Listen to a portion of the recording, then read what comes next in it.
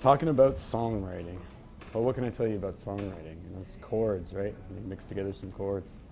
Usually I try to get like a little kind of weird take on something. Like I might start off like, you know,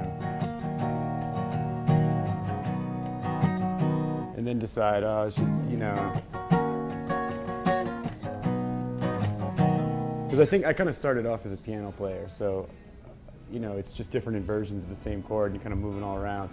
With the guitar, it can be very boring, very strummy, and so I try and move the inversions around a little bit. And I, you know, I'm not Stevie Ray Vaughan, so I do what I can, just to try and throw a few extra notes in there and make it interesting. And if you do it over and over again, then it's a riff.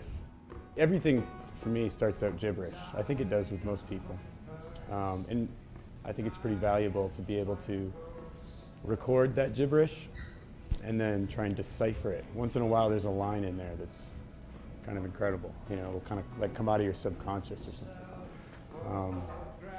And then from there, you know, you get inspired by the subconscious line, and hopefully the song kind of writes itself. So usually that doesn't happen.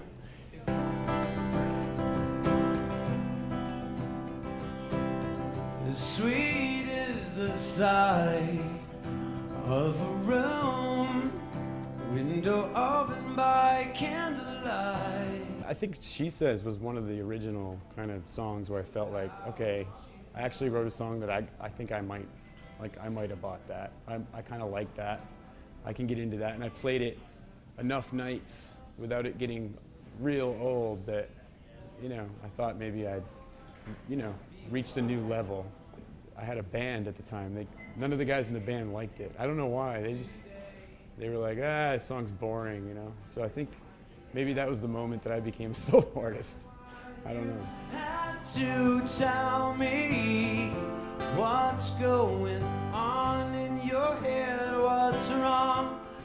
I used to be a little more, I probably should get back to that. I used to be a little more adventurous. Like on stage, I would have a chord progression I liked, and I'd go, you know what, I need some lyrics for this, so I'm gonna just go, hey, here's a new song, and I would make stuff up because I had to, you know, and most of it didn't make any sense, but again, you'd be surprised what kind of stuff comes out of that subconscious, and those are always the best lyrics, and generally they sing well because I think your brain is anticipating what's coming in about 2 seconds, what the note is, and you can figure out if it should be an E or an ah or whatever it is.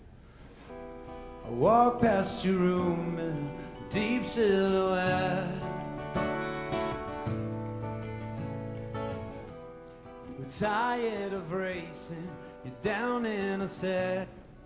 Started out pretty simple song chord-wise. I mean, just kind of like a cold winter sun, my feet underground.